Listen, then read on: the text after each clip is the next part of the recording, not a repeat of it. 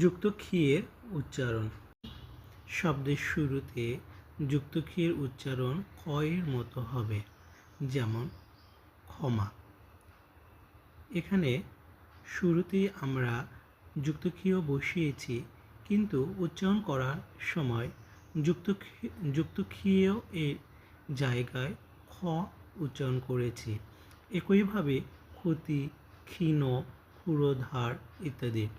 অন্যদিকে শব্দের মাঝে বা শেষে যুক্ত ক্ষিয়ে এর উচ্চারণ ক খ এর মতো হয়, যেমন সাক্ষী। এখানে যুক্ত ক্ষিয় শব্দের শেষে বসেছে।